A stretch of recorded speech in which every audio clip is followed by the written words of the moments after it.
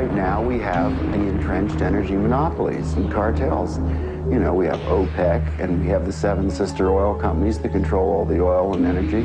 But what people have to understand is that the people who run the energy business in this world, which is the biggest business on the planet, turning over $4 to $5 trillion a year, it's bigger than guns and drugs, it's bigger than defense. They control the newspapers, they control the governments.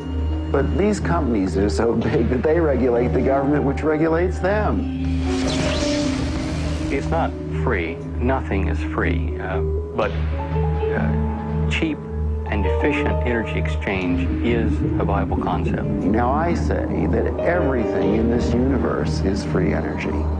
It's been dreamed of for hundreds of years that somewhere, someplace, as Tesla said, man will hook his machinery to the very wheelwork which drives the universe itself. The history of science is the history of the suppression of great inventions. A few classic stories. Nikola Tesla. Nikola Tesla is regarded as the founding father of free energy. His astounding developments in the generation of alternating electrical current are still being used today.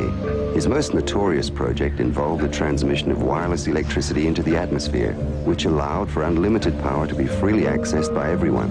When his financial backer, J.P. Morgan, realized that this power system could not be metered, all funding was immediately withdrawn. Tesla's electrical broadcast towers were dismantled, and through Morgan's many close connections with the media and government, Tesla's career was destroyed. In 1977, Bruce De Palma unveiled the first prototype of the N machine, an electrical generator which uses rotating magnets to generate up to 5 times more power than it takes to drive it. I know about the fact that the Japanese government and the Indian government have ongoing projects to produce N machines for domestic power.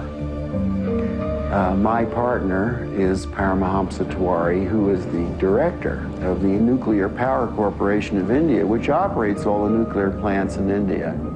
In late 70s, I learned from Bruce De Palma that he had carried out certain crucial experiments by rotating electromagnets. Tiwari tested a prototype based on De Palma's N machine under laboratory conditions. The results were deemed too impressive, causing disbelief and suspicion among conservative government officials and the power consortiums that backed the project.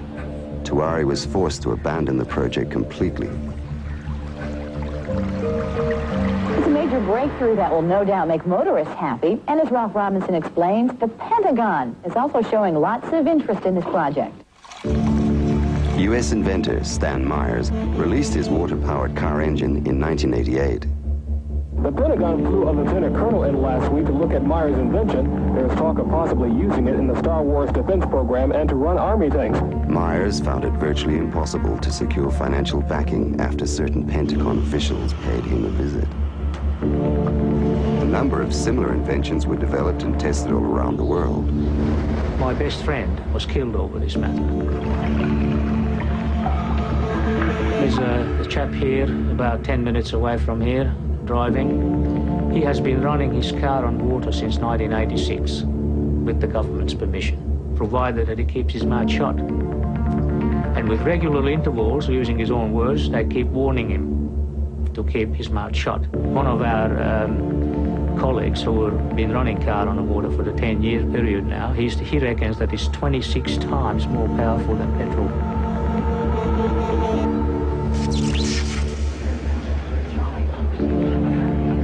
If you invent a better mousetrap, the world may beat a path to your door.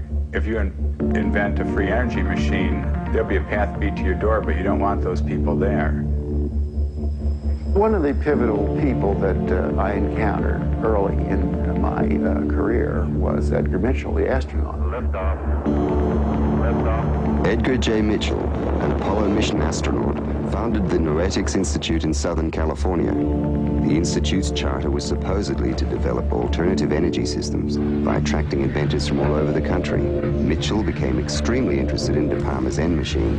He made De Palma a paltry offer to buy out the invention, which De Palma naturally refused. He said to me that if I ever tried anything on my own in California, I would get my head blown off. So I was scared to death. The CIA operates through various very innocent-looking fronts to find out what people are thinking and what they're inventing. Now, what's more innocent than a denying institute founded on transcendental principles to help New Age inventors bring free energy into the world? And that situation still exists in the United States today, where a person that really understands what's going on just can't get their idea out because the alternative science and medical fields have been co-opted by the intelligence services. And he converted this little engine to run on water. This is many, many years ago. And he used it for several years. And somehow the news got out, and one day he got visitors, and he was told to dump the engine or else. 3 weeks later, the man was dead. And the coroner's finding was that he fell off the back of a train. He was drunk. Now, it happened that he didn't drink. Even Dr. Townsend T. Brown, the electrogravitic research scientist, has on his 16-millimeter film of his lab tests, which we've got here, he has guys with the black suits and black hats come into the place. You can see where the legends come from. I mean, these guys come in and they look like, you know, Bad Bart to Black Man. I mean, it's classic, and these things do happen. There is no progressive science in a world where every scientific idea is evaluated for its military potential. Power, or energy, and control of energy equals power in the new world order that is emerging. If you control the energy, the way we get around, the way we get electricity, the way we have our TVs and video cameras and stuff, if you do the control of the energy, then you've got control of the people.